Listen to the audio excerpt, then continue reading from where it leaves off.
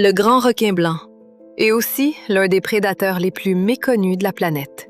Ce que le grand requin blanc fait mieux que n'importe quel autre animal, c'est ceci. Il est sensible à l'électricité. Chaque muscle du corps génère un minuscule champ électrique lorsqu'il se contracte. Le grand requin blanc possède de petits pores remplis de gelée sous son museau, appelés ampoules de Lorenzini. Ces pores détectent des signaux électriques d'une précision d'un milliardième de volt. Cette sensibilité est telle que le requin peut repérer un poisson caché derrière un rocher en détectant uniquement le signal électrique de son rythme cardiaque. Autrement dit, même dans l'obscurité, dans des eaux troubles, les yeux fermés, le grand requin blanc peut vous trouver, car vous êtes un signal électrique tout comme tout être vivant dans l'océan. Ce n'est pas une machine à tuer, c'est un capteur. Le requin tigre, lent, méthodique, est le prédateur le moins sélectif de l'océan. La liste des objets trouvés dans l'estomac du requin tigre ressemble à un inventaire de casse. Plaque d'immatriculation, armure médiévale complète, boîte de conserve, balle de tennis, poulailler, manteau de fourrure, portefeuille, demi-cheval. Rien n'est exagéré. Tout cela est documenté. Ce sont les dents qui font l'essentiel du travail. Courbées, dentelées et conçues pour couper les os, les coquilles et apparemment aussi les tôles, celles du requin-tigre ont évolué en opportunistes. Si ça a l'air comestible, c'est comestible. Un bébé requin-tigre possède les rayures qui lui donnent son nom. Ces rayures disparaissent à l'âge adulte. Une fois adulte, le tigre cesse de se faire passer pour un tigre. Le requin-marteau, dont la tête est la plus reconnaissable du règne animal, possède une forme de marteau, appelée céphalofoil, qui répartit ses capteurs électriques sur une plus grande surface. Ces mêmes capteurs que ceux du grand requin blanc sont répartis sur cette large plaque plate, ce qui lui permet de balayer le fond marin en balayant la surface de sa tête de gauche à droite à la manière d'un détecteur de métaux. Sa proie favorite est la raie, qui s'enfouit dans le sable. Pour tout autre animal, cette raie est invisible. Pour un requin-marteau, son système nerveux transmet sa position en temps réel. Quand le requin-marteau repère une raie, il la plaque au fond marin avec sa tête, puis la mord. Si vous ignoriez que les requins-marteaux fonctionnent comme des détecteurs de métaux vivants, n'hésitez pas à liker. Le requin-bulldog, le requin qui ne reste pas dans l'océan.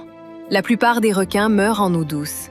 Leur organisme est adapté à la salinité de l'eau de mer et ne peut s'y adapter. Le requin-bulldog, lui, a trouvé la solution. Il régule activement sa salinité, ce qui lui permet de passer de l'eau salée à l'eau douce et inversement, sans mourir. Les conséquences sont surprenantes. Des requins bulldogs ont été observés jusqu'à 2500 km en amont du fleuve Amazone. On les a trouvés dans le lac Nicaragua, à plus de 100 km à l'intérieur des terres. Ils ont été aperçus dans le Mississippi. En Australie, des golfeurs les ont vus nager sur des terrains de golf inondés.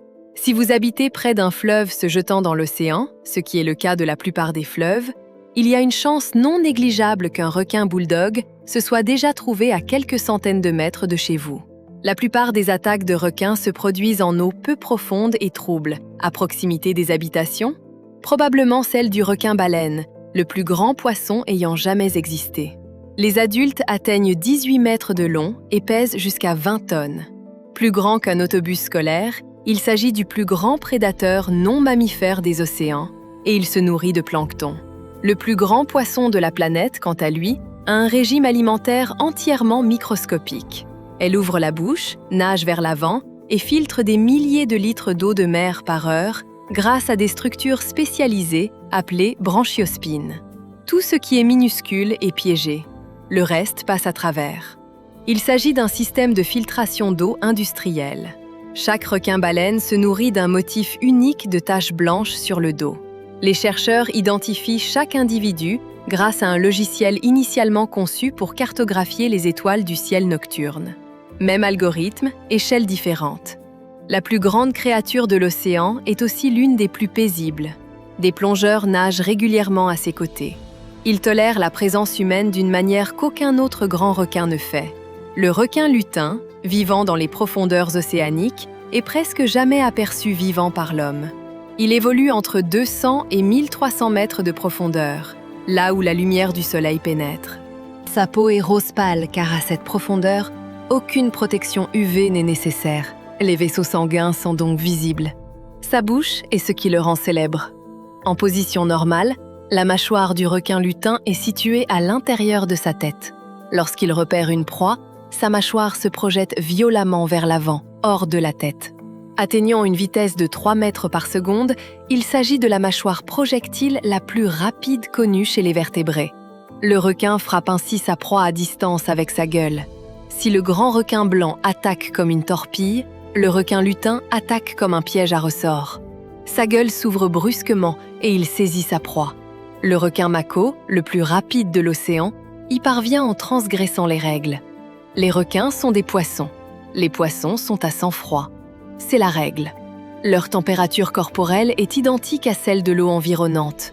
Le requin taupe bleu fait exception à cette règle. Sa température corporelle est de 7 à 10 degrés Celsius, supérieure à celle de l'eau de mer environnante.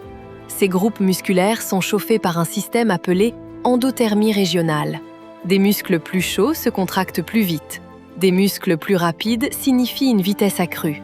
Résultat, des pointes de vitesse à 74 km/h, plus rapides que la plupart des voitures en ville. Le mako chasse le thon et l'espadon, 2 espèces suffisamment rapides pour échapper à presque tous les prédateurs marins. Ils ne peuvent échapper aux requins mako. Lors des poursuites, les requins mako jaillissent hors de l'eau. Certains ont été filmés en train de sauter à 6 mètres de hauteur, échappant ainsi à des bateaux de pêche. Un poisson à sang chaud qui vole. L'exception des océans. Le requin nourrice, le requin qui a trouvé le moyen de faire le moins de choses possible. La plupart des requins doivent nager en permanence pour respirer.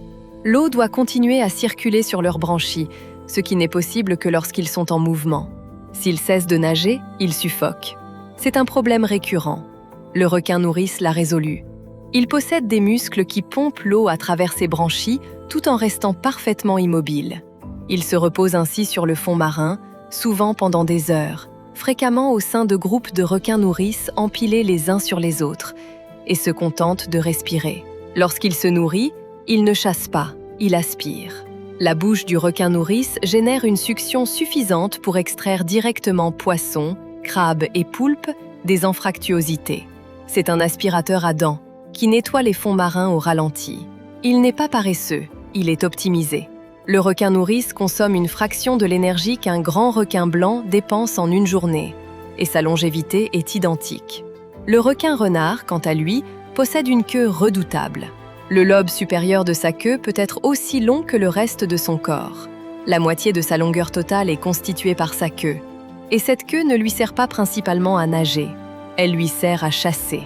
Lorsqu'un requin renard repère un banc de poissons, il ne poursuit pas des proies individuelles. Il nage au milieu du banc et le traverse d'un seul coup sec et rapide avec sa queue. La force du coup est suffisante pour étourdir ou tuer plusieurs poissons d'un coup. Les coups enregistrés génèrent une force de plus de 30 kg à l'extrémité de la queue, comparable à celle d'un coup de batte de baseball. Le requin renard revient ensuite sur ses pas et dévore les poissons étourdis qui n'ont pas repris leurs esprits. C'est l'un des rares animaux marins à utiliser sa queue comme une arme. La plupart des requins développent d'abord leurs dents. Celui-ci a évolué par la queue en premier. Le requin épaulette, le plus petit de cette liste, est le plus étrange. On le trouve dans les récifs peu profonds d'Australie et de Papouasie-Nouvelle-Guinée. Il mesure moins d'1 mètre de long. Ce qui le rend intéressant, ce n'est pas sa taille, mais le fait qu'il ne nage pas toujours. Le requin épaulette se déplace en marchant. Utilisant ses nageoires comme des pattes, il rampe sur le fond marin, et notamment entre les bassins de marée à marée basse. Il peut même sortir complètement de l'eau et marcher sur les coraux découverts pour trouver un autre bassin. Jusqu'à 30 minutes à terre, aucun problème. L'épaulette met également son activité cérébrale en veilleuse pour économiser l'oxygène. En cas de faible oxygénation, elle ralentit son rythme cardiaque, diminue sa pression artérielle et réduit sélectivement l'activité cérébrale dans les régions non essentielles, puis attend. Quand la marée remonte, il se réveille. C'est un requin qui marche, retient son souffle et se met partiellement en veille lorsque les conditions se dégradent. La prochaine étape de son évolution serait le développement de poumons.